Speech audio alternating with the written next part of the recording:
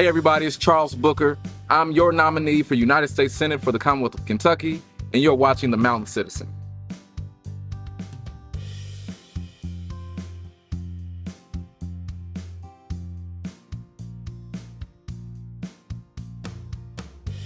The people of Eastern Kentucky, across Appalachia, should vote for me because we need a leader in the United States Senate who cares about our lives, who understands that we've been ignored and abandoned all across Kentucky. And I know so many families right here feel that.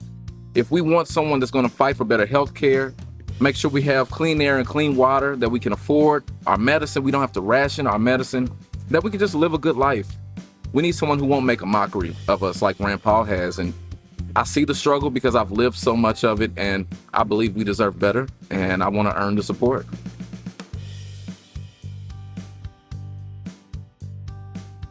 So the big challenge that we see across Eastern Kentucky, really true across a lot of the Commonwealth, from the hood to the holler, as I often say, is woefully underfunded, crumbling infrastructure. And it has really caused a lot of the crises, especially in Martin County. And so what I'm committed to doing is focusing the resources at the federal level to rebuild, strengthen, and expand infrastructure to make sure that every family has access to clean water. I believe it is your right. And we really need to vote now because the person I'm running against, Rand Paul, opposed investments in infrastructure that would make those types of repairs possible. So I see that challenge. I know utility costs are impossible if you can even get access, and a lot of folks are turning the faucet on and the water is brown or orange. We're going to fix that, and we got to do it together.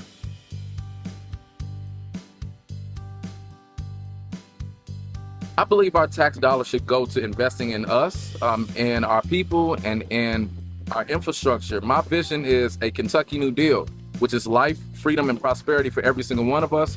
That means that we have strong economic centers all across Kentucky where local business can thrive, that our roads and our bridges are strong and ready for the next generation, that internet is not crap, that we can have educational systems where our teachers are paid and our schools are fully and equitably funded.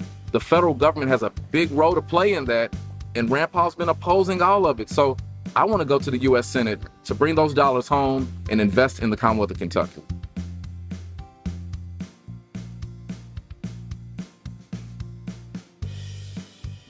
I believe public service should not be about a career. I believe that if we go to public service, it should be about the people. And so I do believe in term limits, and I am committing to term limit pledge of no more than 2 terms. And it's actually the same pledge that Rand Paul agreed to, but he's since taken that back. I guess he's lied about that. He's running for a 3rd term. I don't believe you should go to build a career. And so 2 terms is more than enough.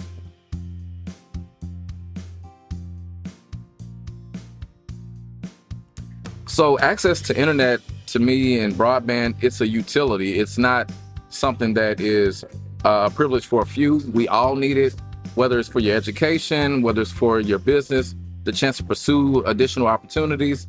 And so I am committed, just like I was in the state legislature, to expand high quality, fast broadband across this Commonwealth, and with the federal investment. So the infrastructure legislation, even in the rescue plan, billions of dollars are coming to Kentucky that we need to invest in making sure that broadband is accessible and available all the way to the home, all across the Commonwealth of Kentucky. Rand Paul has opposed that. I believe it's necessary, and I'm going to fight for it in Washington.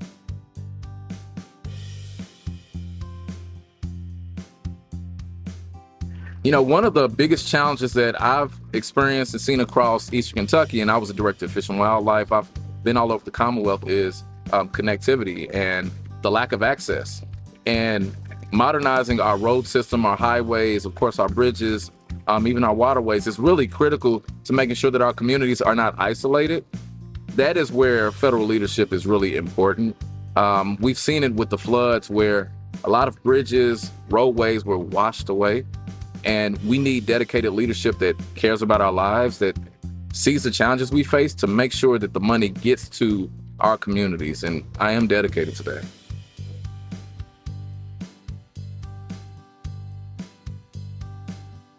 I believe the Commonwealth of Kentucky should lead the way for a sustainable future. I have marched and worked alongside in the struggle advocating for a sustainable future with a lot of folks across Kentucky, including coal miners who many of whom know that those jobs are leaving or they're already gone. They're battling black lung. They're trying to survive. We need to reclaim the lands that have been destroyed. We need to repair infrastructure that has been degraded, that has allowed for these historic floods that we've just recently experienced, and the opportunity to advance industry, solar, renewables, the way that we can lead the path for the future.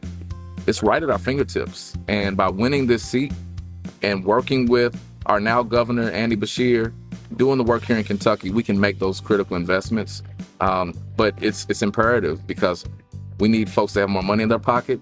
We need folks to have clean air. We need folks to have good paying union jobs. And I'm going to fight for that.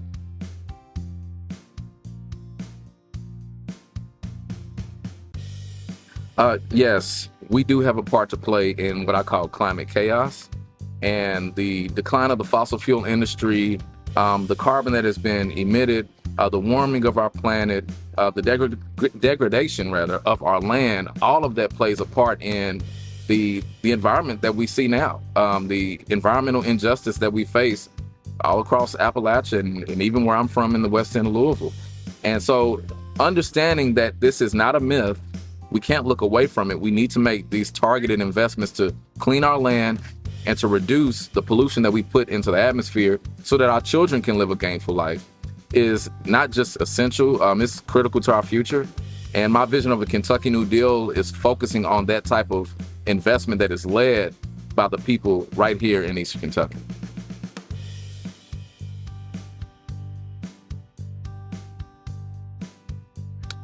Well, as someone who has worked in the Department of Fish and Wildlife where I know firearms are sacred, this is something that is very important and personal to me. I do believe that the Second Amendment should be protected and that we should have our liberties protected. We should also be able to do the work to keep our communities safe. And that requires the type of leadership to have regulations in place for safety. And this is not a partisan issue.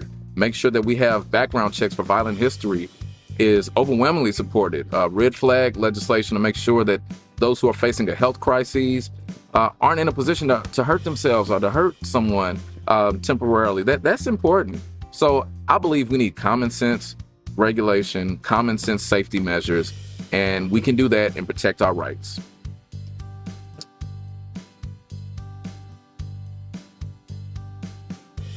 The federal government has a central role to play in disaster relief.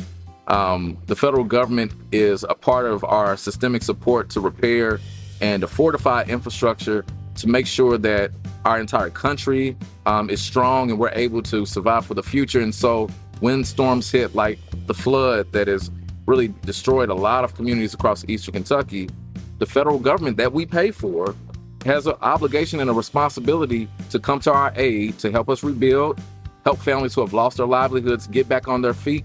Because at the end of the day, when we take care of our people, our economy is going to thrive.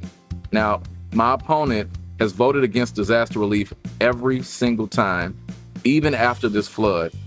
And we can't afford that. So I'm going to go to Washington to make sure we have the investments and that when the storms come, we have a leader that's right there by our side.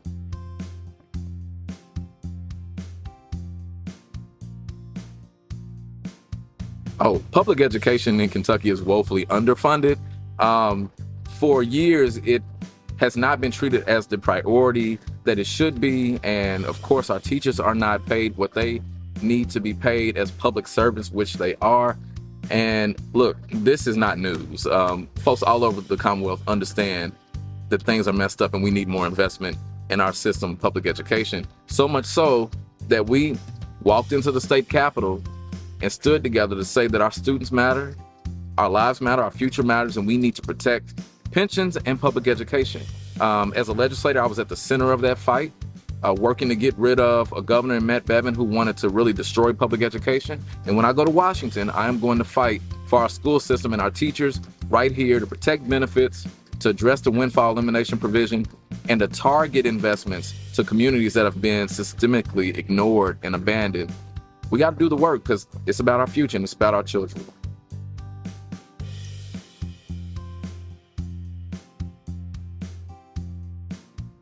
President Biden's decision to pardon possession for cannabis was the right thing to do. It was long overdue. I believe the governor here in Kentucky should do the same thing.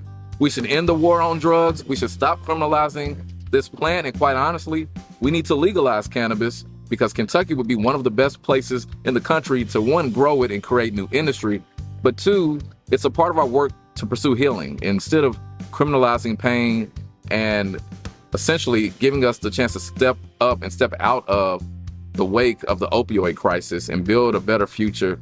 Legalization is a big part of that. I actually led the effort for legalization in the House.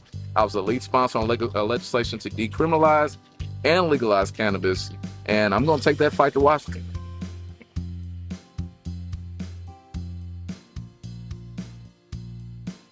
I believe the United States has a responsibility as global leaders to stand for our allies across the globe, just like we need leadership to stand for us right here at home. When crises hit at home, we need leaders to show up for us. The same is true for our allies globally. And families in Ukraine that have been fighting for democracy, innocent women and children, families that are just fighting to survive, facing brutal attack from Vladimir Putin, someone who my opponent has essentially been in bed with. I believe we have a responsibility. And I understand a lot of the questions about, well, what types of investments are we going to make at home? And so while we lead abroad, I'm committed to leading here as well, especially for our families in Eastern Kentucky. But I believe we have to stand for our allies and we have to support our service members and our veterans because we cannot afford another war. We have to end endless conflict. And when our loved ones come back home, we have to take care of them. And I will make sure of that. And I know my opponent never will. So we're going to replace him.